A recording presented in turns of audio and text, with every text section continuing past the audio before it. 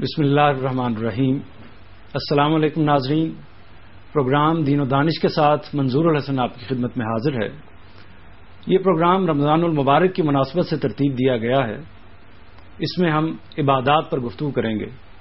میری مراد نماز، روزہ، حج، زکوٰۃ اور قربانی سے ہے۔ ان عبادات پر گفتگو کے لیے ہمارے ساتھ موجود ہیں پاکستان کے بلکہ عالم اسلام کے ممتاز محقق اور دینی اسکالر جناب جاوید احمد غامدی۔ غامدی صاحب، آپ کا بہت شکریہ کہ آپ اس پروگرام میں تشریف لائے۔ ہمارے ناظرین یقیناً آپ سے مستفید ہوں گے۔ غامدی صاحب، اس سے پہلے کہ ہم پروگرام میں عبادات پر گفتگو کا آغاز کریں، تھوڑی سی رہنمائی اس بارے میں کر دیجئے کہ رمضان کو کیسے بہتر طریقے سے گزارا جائے۔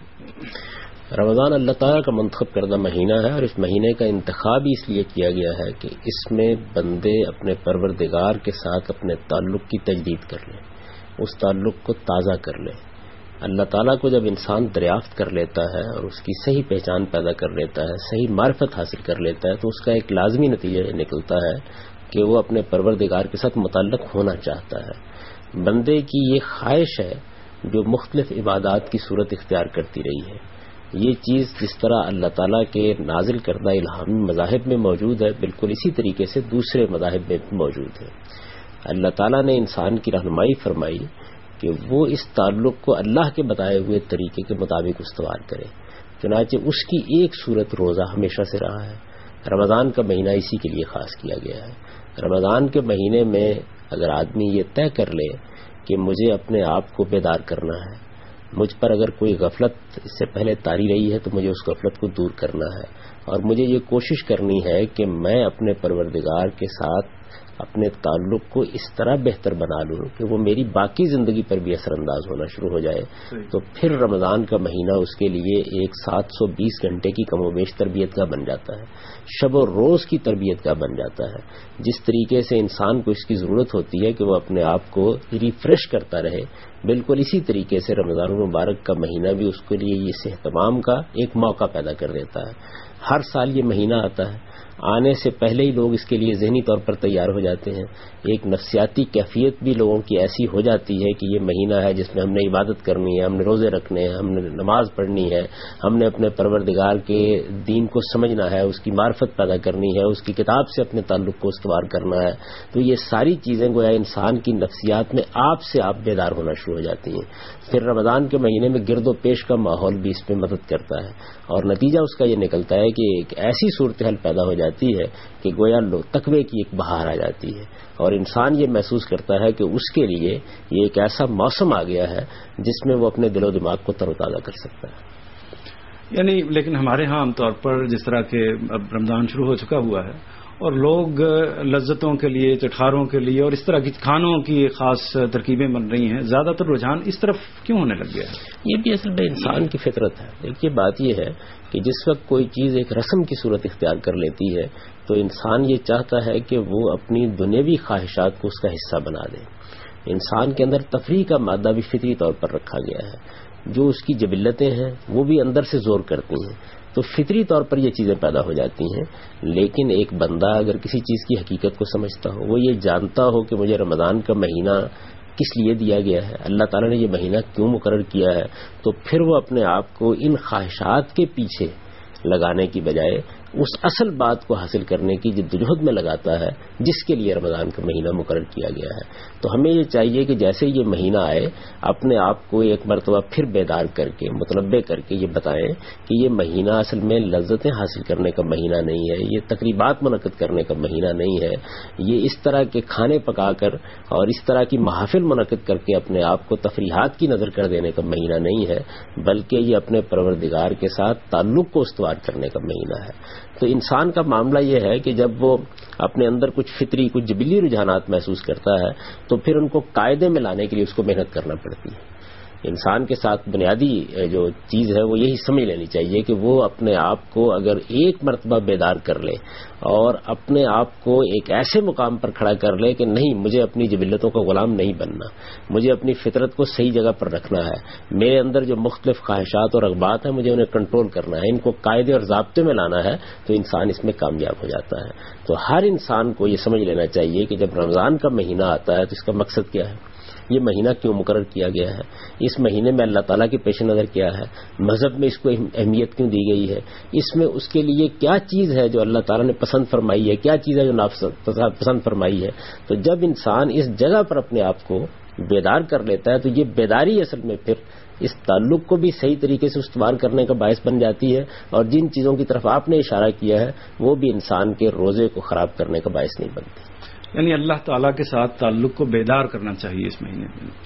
اس میں یعنی اللہ تعالیٰ کے ساتھ تعلق یہ کیا چیز ہے؟ یعنی اللہ تعالیٰ کے ساتھ تعلق محبت سے تعبیر کر سکتے ہیں، اس کو خوف سے تعبیر کر سکتے ہیں، اطاعت سے تعبیر کر سکتے ہیں. اللہ تعالیٰ کے ساتھ جو تعلق ہے انسان کا وہ کیا ہے؟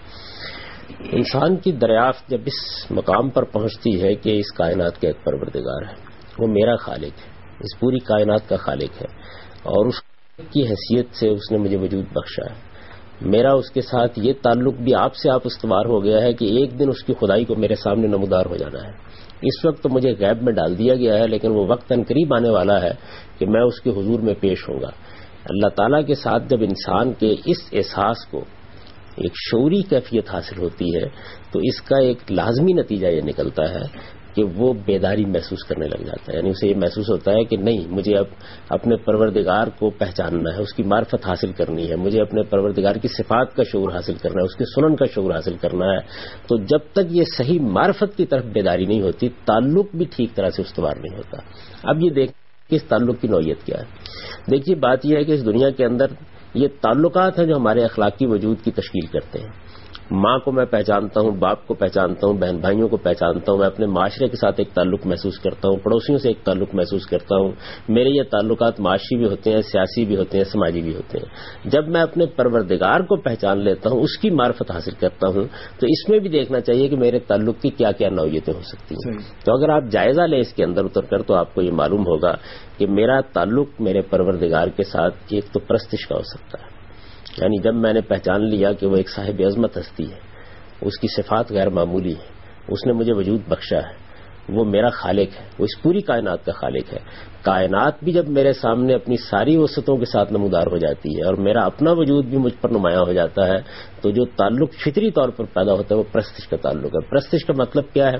پرستش کا مطلب یہ ہے کہ میرے باطن نے یہ فیصلہ کر لیا ہے کہ میں ایک ہستی کی عظمت کے سامنے جھک جاؤں.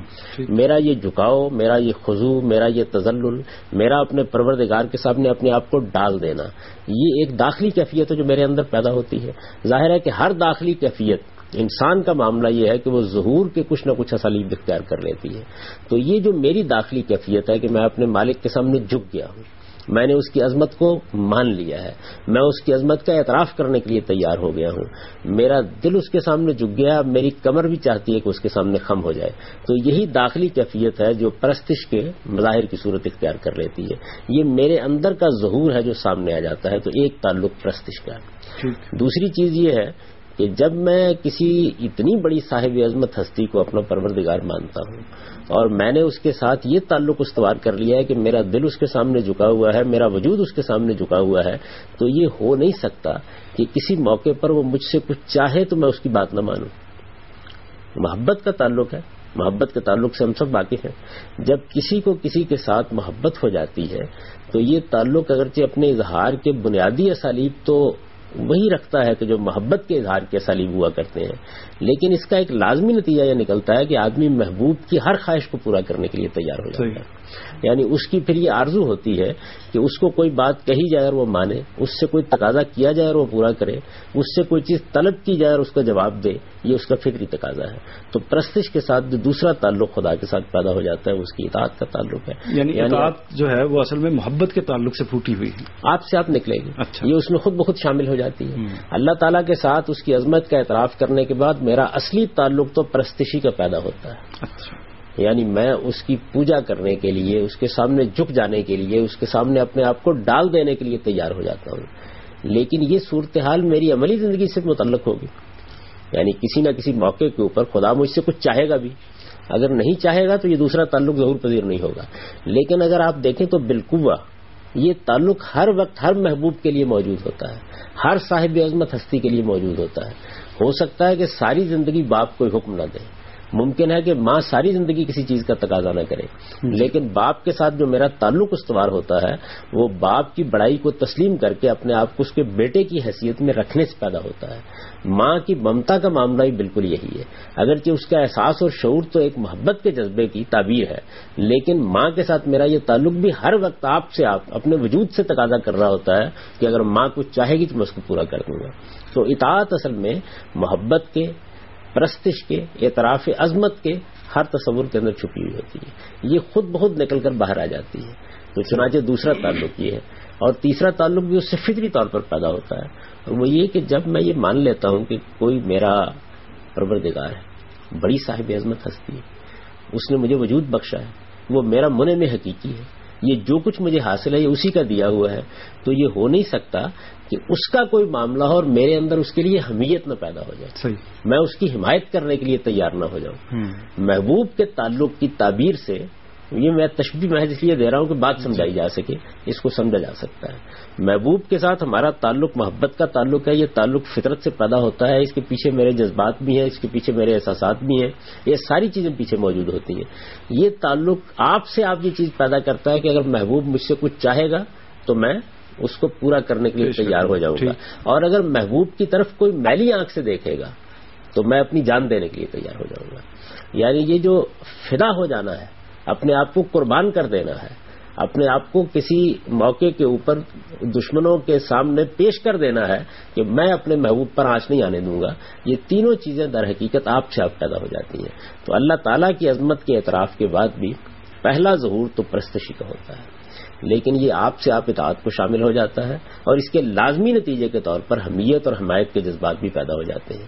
چنانچہ یہ تینوں چیزیں ہیں جو اللہ تعالیٰ کے ساتھ ہمارے تعلق کی تعبیر ہے۔ اللہ تعالیٰ کے ساتھ جب بھی ہم کسی تعلق کو محسوس کریں گے وہ کسی نہ کسی صورت میں انہی تینوں بنیادی جذبات کو سامنے لے کر آ جائے گا۔ حامد صاحب، گفتگو کا سلسلہ بھی جاری ہے۔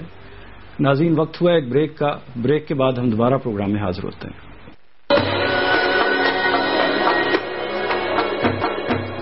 ناظرین، پروگرام میں دوبارہ خوش آمدید۔ حامد صاحب، آپ گفتگو کر رہے تھے اس موضوع پر کہ پروردگار سے انسان کا کیا تعلق ہے۔ اس میں آپ نے فرمایا کہ حمیت کا تعلق ہے، پرستش کا تعلق ہے، اطاعت کا تعلق ہے۔ اس میں ہمیں عام طور پر جو کہا جاتا ہے کہ اللہ سے ڈرنا چاہیے، یعنی اس کے ساتھ خوف کے تعلق کو بہت نمایاں کیا جاتا ہے، کیا اس میں آپ کیا کہیں گے؟ تو یہ بات یہ ہے کہ جب آپ کسی ایسی ہستی کو مانتے ہیں کہ جو کائنات کو بنانے والی ہے، آپ کو بنانے والی ہے، جس کے سامنے آپ کو جواب دہ بھی ہونا ہے، جس نے جو کچھ آپ کے ساتھ کیا ہے اس میں اس کا کوئی ہاتھ پکڑنے والا نہیں ہے، اس کے حضور میں کوئی بات کہنے کا کسی کو اجارہ نہیں ہے، وہ جب کوئی فیصلہ کر لے گا تو اس کے فیصلے کو کوئی تبدیل نہیں کر سکتا، جس کو قرآن مجید نے تعبیر کیا ہے کہ فعال لما یرید ہے۔ ایک ایسی ہستی کا جیسے ہی آپ تصور کرتے ہیں تو آپ کے دل میں یہ خیال پیدا ہوتا ہے کہ کہیں میں اس کی خوشنودی سے محروم نہ ہو جاؤں، اس کی رضوان مجھے حاصل ہو، کہیں وہ مجھ سے منہ نہ موڑ لے، وہ مجھ سے ناراض نہ ہو جائے۔ یہ وہ خوف نہیں ہے کہ جو کسی بھوت کا خوف ہوتا ہے مثال کے طور پر، یا زلزلے کا خوف ہوتا ہے، یا کسی حادثے کا خوف ہوتا ہے۔ یہ وہ خوف ہے جو محبت کے ہر تعلق میں پیدا ہو جاتا ہے۔ یعنی جس وقت ہم کسی ہستی کے ساتھ بے پناہ محبت کر رہے ہوتے ہیں، وہ ہمیں اپنی جان سے، اپنے دل سے زیادہ عزیز ہوتی ہے، تو ہمیں ہر وقت یہ اندیشہ لاحق رہتا ہے کہ کہیں ہم کوئی ایسی بات نہ کر بیٹھیں جس سے ہم اس التفات سے، اس محبت سے محروم ہو جائیں۔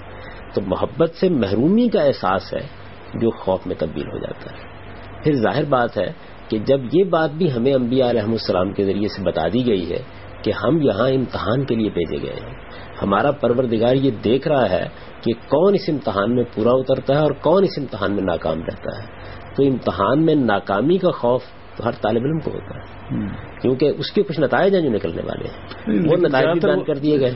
جی، وہ سزا کا خوف، عذاب کا خوف، آخرت کے پہلو سے جہنم کا خوف، یعنی زیادہ تر اس کی ترغیب دے کر یا اس کی طرف ابھار کر لوگوں کو بتایا جاتا ہے کہ پھر آپ اللہ کے بندے بن کر رہے ہیں۔ یہ قرآن مجید کے اسلوب کو نہ سمجھنے کی وجہ سے ہوا ہے۔ دیکھیے، بات یہ ہے کہ قرآن مجید کو اگر آپ پوری طرح سمجھ لیں اور قرآن مجید ہی کے ذریعے سے دین کی دعوت لوگوں تک پہنچائیں تو پھر وہ صحیح توازن وجود میں آ جاتا ہے جو اللہ تعالیٰ کے ساتھ تعلق کے لیے چاہیے۔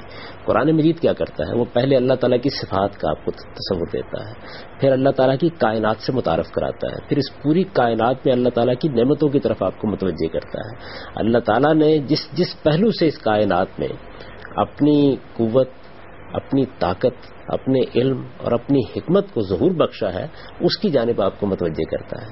جب یہ چیز آپ کے اندر پیدا ہوتی ہے تو اس سے خدا کے ساتھ ایک تعلق وجود میں آتا ہے جو اعتراف عظمت کا تعلق ہے۔ پھر قرآن مجید آپ کو آپ کی اپنی ذات کی طرف متوجہ کر کے یہ کہتا ہے کہ یہ دیکھو کہ تم کوئی حیثیت نہیں رکھتے تھے، تم کچھ بھی نہیں تھے، لم یکن شیئا مذکورا، تمہیں پروردگار نے وجود بخشا ہے، اور پھر دیکھو کہ کیسی غیر معمولی ہستی اور کیسی غیر معمولی شخصیت دی ہے۔ تو اس کا لازمی نتیجہ یہ نکلتا ہے کہ پھر وہ محبت کا حقیقی جذبہ خدا کی معرفت سے پیدا ہونا شروع ہو جاتا ہے۔ پھر اس کے بعد وہ یہ بتاتا ہے کہ وہ لوگ جو پروردگار کے حضور میں سرکشی کریں گے ان کے لیے جہنم ہے، اور پھر اس جہنم کی تفصیلات بیان کرتا ہے، اور جہاں وہ بیان کرتا ہے وہاں ساتھ ہی بشارت کا مضمون ہوتا ہے جس میں جنت کی حقیقتیں بیان کی جاتی ہیں، جنت میں کیا چیز ملنے والی ہے وہ بیان کی جاتی ہے، اور بڑے دل نواز اسالیب میں اس کی جانب ترغیب دی جاتی ہے۔ تو ایک حقیقت تو ہے بہرحال کہ اللہ تعالیٰ کی اگر خوشنودی ہم کو حاصل نہ ہو سکی خدا نخواستہ تو اس کا لازمی نتیجہ یہ نکلے گا کہ پھر انسان اپنے جرائم کی سزا بھی پائے گا۔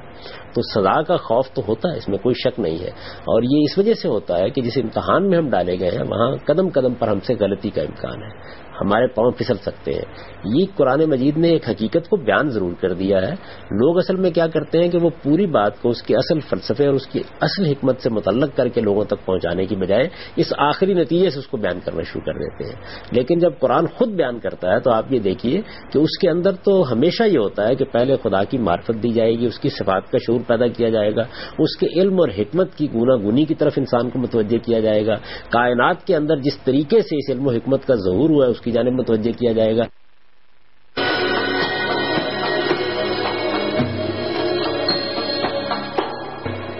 ویلکم بیک ناظرین، گاندھی صاحب ہم گفتگو کر رہے تھے اس پہلو سے کہ اللہ تعالیٰ کے ساتھ انسان کا کیا تعلق ہے۔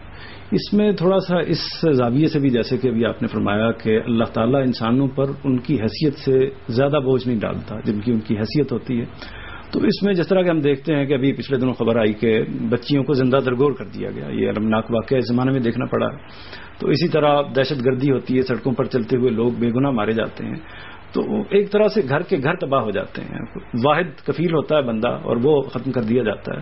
تو اس صورت میں یعنی تکلیف تو بے پناہ اس فیملی پر آئی ہے، اس بندے پر آئی ہے، تو خدا کا یہ تعلق یعنی یہ کہنا کیسے ظہور پذیر ہو؟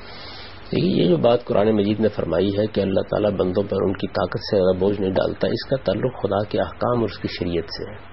اللہ تعالیٰ نے جو دین ہمیں دیا ہے اس میں جتنے احکام دیے گئے ہیں اور انبیاء علیہ السلام کو جب جب دیے گئے ہیں اس میں اس بات کا خیال رکھا گیا ہے کہ انسان کی طاقت سے زیادہ بوجھ اس پر نہ ڈالا جائے۔ یعنی اگر آپ کو نماز پڑھنے کے لیے کہا گیا ہے، روزہ رکھنے کے لیے کہا گیا ہے، تو اتنی بات کہی گئی ہے جس کا تحمل انسان کر سکتا ہے۔ دنیا امتحان کے لیے بنی ہے، اور امتحان اس کے بغیر نہیں ہو سکتا کہ انسان کو ارادہ بھی دیا جائے، اختیار بھی دیا جائے، اور اس اختیار کو استعمال کرنے کی آزادی بھی دی جائے۔ یہ آزادی اللہ تعالیٰ نے ایک حد تک یہاں انسان کو دی ہے۔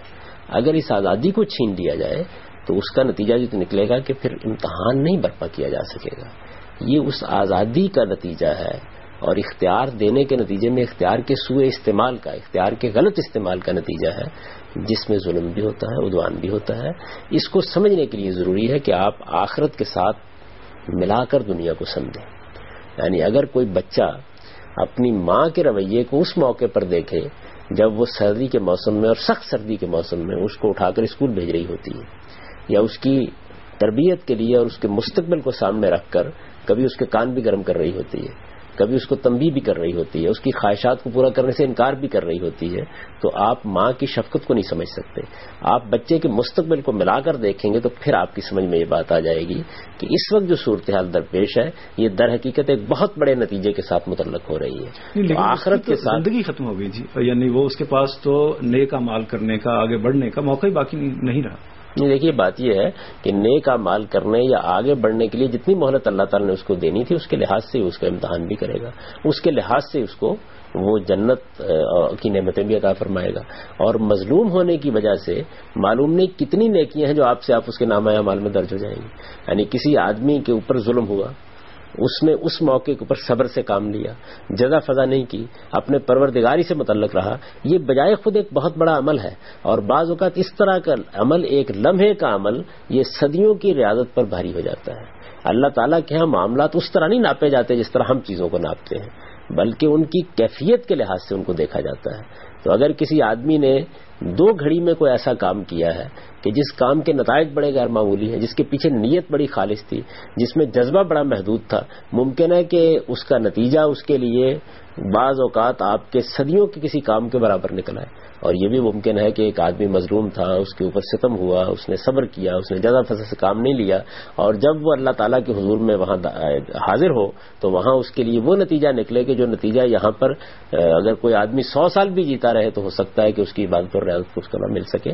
تو اللہ تعالیٰ کے ہاں جو نتائج نکلنے والے ہیں وہ اس اصول پر نکلیں گے. وہ اس اصول پر نہیں نکلیں گے کہ کتنے دن ملے، کتنا وقت ملا، 10 سال ملے یا 20 سال ملے. کتنے ہوں گے کہ یہاں صدی 2 صدی جی کر بھی محروم ہو جائیں گے، اور کتنے ہوں گے کہ جو لمحے بھر کی اپنی اللہ تعالیٰ کے ساتھ تعلق کا غیر معمولی نتیجہ وہاں دیکھ لیں گے. کیسے اس تعلق کو اللہ تعالیٰ کے ساتھ بہتر کرنا چاہیے کہ پھر آخرت انسان کی بہتر ہو؟ اللہ تعالیٰ کے ساتھ اس تعلق کو بہتر کرنے کا ایک ہی طریقہ ہے کہ اللہ کو پہچانا جائے اور اپنے آپ کو بھی پہچانا جائے. یہ جو پرانے لوگ کہتے تھے نا کہ من عرف نفسہ فقد عرف ربہ، تو اگرچہ یہ ہے ایک کون، لیکن اس کے اندر بڑی حقیقت چھپی ہوئی ہے. انسان اپنے آپ کو سمجھے کہ وہ کیا ہے. اصل میں انسان کی اپنے وجود کی معرفت اس کو یہ بتاتی ہے کہ وہ کتنا عاجز ہے اور اس کے اندر کتنا علو ہے، اس کے اندر کتنی پستی ہے اور اس کے اندر کتنی بلندی ہے. وہ کس طریقے سے چھوٹی چھوٹی چیزوں کے لیے محتاج ہو جاتا ہے اور کس طریقے سے اپنے خیالات کی ایسی دنیا بھی بنا سکتا ہے کہ جو آسمانوں پر کمند ڈالنے کا کام کرنا شروع کر دیتی ہے. تو انسان جب اپنی معرفت حاصل کر لیتا ہے تو اس کے حوالے سے اپنے خدا کو پہچانتا ہے.